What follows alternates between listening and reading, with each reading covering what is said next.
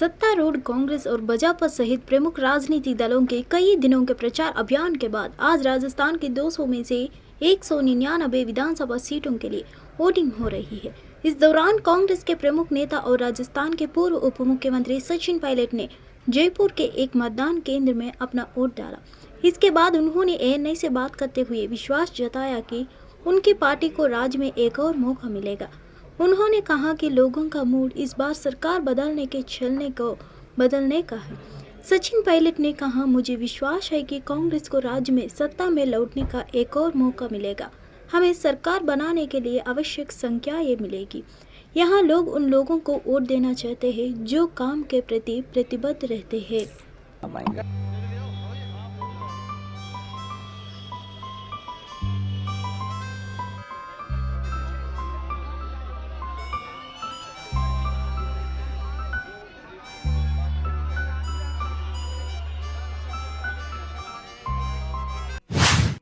राजस्थान की 200 में से 199 विधानसभा सीटों पर हो रही वोटिंग के लिए केंद्रीय मंत्री और भाजपा नेता गजेंद्र सिंह शेखावत ने अपने परिवार के साथ जोधपुर में वोट डाला।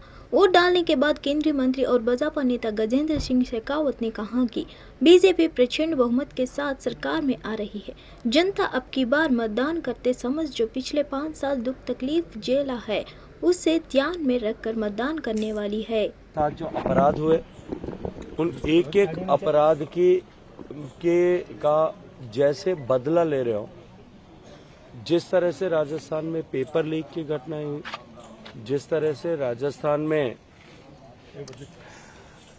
अपराध बढ़ा, जिस तरह से राजस्थान में भ्रष्टाचार बढ़ा, इन सब विषयों को संज्ञान में रखते हुए अब की बार राज बदलने के लिए और एक नया इतिहास कायम करने के लिए राजस्थान की जनता मतदान करने वाली है।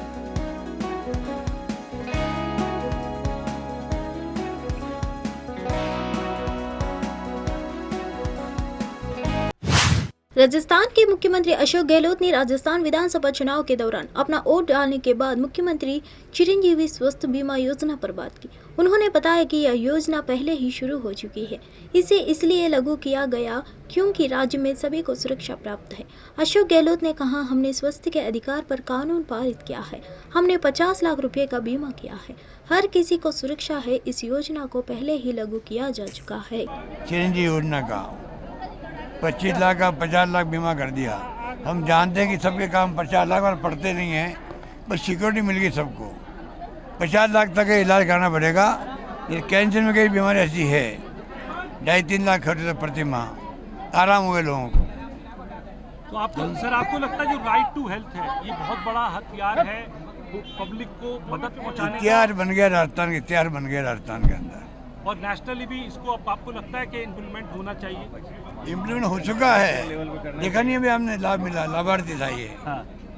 चलो। केंद्रीय गृह मंत्री अमित शाह ने हैदराबाद के सोमाजीगुड़ा में एक प्रेस कॉन्फ्रेंस की। यहाँ उन्होंने कहा कि ये चुनाव तेलंगाना के लोगों और तेलंगाना राज्य के लिए बहुत महत्वपूर्ण है। ये चुनाव मार्ग प्रशस्त करने जा रहा है क्योंकि तेलंगाना का गठन एक लंबे संघर्ष की पृष्ठभूमि में हुआ था। उन्होंने आगे कहा कि 10 साल बाद जब हम पीछे मुड़कर देखते हैं तो पाते हैं कि कभी रेवेन्यू सरप्लस राज्य होने के कारण अब इस पर लाखों करोड़ों रुपए का कर्ज है। आज युवा निराशा है। अमित शाह ने कहा, किसान, दलित और पिछड़े निराशा है और हर कोई तेलंगाना के भविष्य को लेकर संशयित है। सभी दलों के प्रदर्शन का मूल्यांकन करने के बाद वोट करें और मुझे विश्वास है कि जब राज्य के मतदाता ऐसे करेंगे तो वे भाजपा को चुनेंगे। करीब 1500 युवाओं ने दिया था।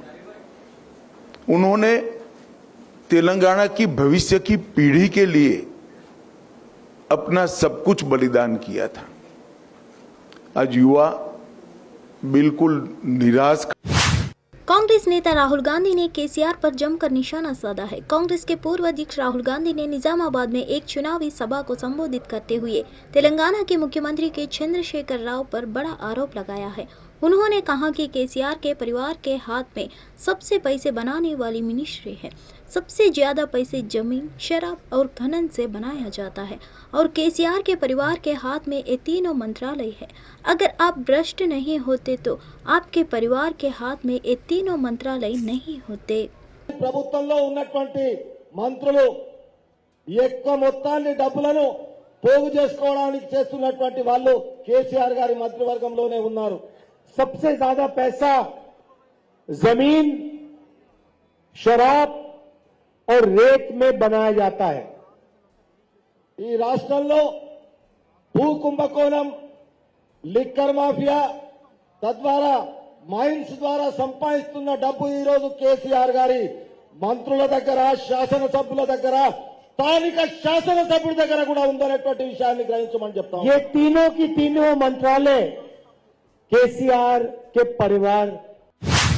प्रधानमंत्री नरेंद्र मोदी ने कर्नाटक के बेंगलुरु में तेजस विमान से उड़ान भरी।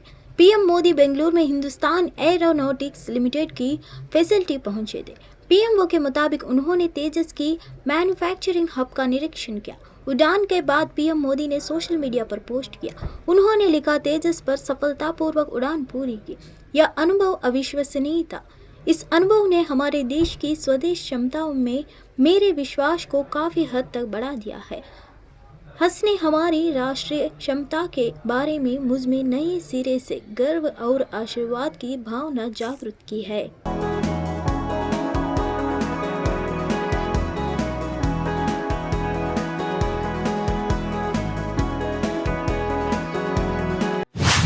प्रधानमंत्री पीवी नरसिम्हा राव पर कांग्रेस नेता प्रियंका गांधी के बयान पर प्रतिक्रिया देते हुए तेलंगाना के मंत्री और बीआरएस विधायक केटी रामाराव ने इसे दुर्भाग्यपूर्ण बताया कि कांग्रेस नेता को पूर्व पीएम के बारे में कम जानकारी है। उन्होंने आगे कांग्रेस नेता राहुल गांधी और प्रियंका गांधी को माफी मांगने की मांग की। केटी रामाराव ने कहा, यह वास्तव में दुर्भाग्यपूर्ण है कि प्रियंका गांधी को दिवंगत पीएम पीवी नरसिम्हा राव के साथ हुए अन्याय के इतिहास के बारे में कोई जानकारी नहीं है। वह ऐसा व्यक्ति है जिनकी ओर हम सभी आदर करते हैं। मैं मांग करता हूं कि राहुल गांधी और प्रियंका गांधी पीवी परिवार से माफी मांगे। Prime Minister of India, including Indira Gandhi ji, Nehru ji, Rajiv ji and everybody else has a memorial in Delhi. But P.V. Narasimha Rao Garu was not given even that honor. Neither was his body allowed to be brought to the AICC head office, nor was he given a memorial, and nor was the Congress government in Hyderabad instructed to take care of even the funeral rites properly. Everybody has seen, every Telugu person, had seen the kind of humiliation that was dealt with the PV family. So I would demand that the Congress party, Priyanka Gandhi ji, Rahul Gandhi ji, apologize to PV family and demand Bharat Ratna, which we've been demanding during the centenary celebrations of Sri P.V. Narasimha Rao ji. And I hope at least the Congress party, by way of this, will be able to repent, apologize and come forward and seek the blessings of PV's family here. Sir, Rahul Gandhi is... See, Rahul Gandhi is jobless today because he has lost his job in 2014. He and his party have lost their jobs in 2014. That's why उनको अभी आज याद आ गया बेरोजगारी। मैं एक बात कहना चाहता हूँ कि आज राहुल गांधी जी जो बात कर रहे हैं या उनके पार्टी वाले यहाँ जो बात कर रहे हैं या इवन बीजेपी वाले जो बात उत्तरकाशी की सिलक्यारा टनल में चल रहा रेस्क्यू ऑपरेशन शुक्रवार रात से रुका हुआ है। दरअसल टनल में ड्रिलिंग का काम कर रही अगर मशीन में खराबी आ गई है। इसी बीच बचाव अभियान में लगे अंतर्राष्ट्रीय टनलिंग विशेषज्ञ अनान रिक्स ने कहा कि अब अगर मशीन से ड्रिलिंग का काम नहीं किया जा सकेगा। उन्होंने कहा कि इसके लिए कई तरीके हैं, ये मात्र एक रास्ता नहीं है। उन्होंने कहा कि फिलहाल सब कुछ ठीक है। Is with your 41 miners. Everyone who's helping here are with your 41 miners and also with the people who are trying to rescue them.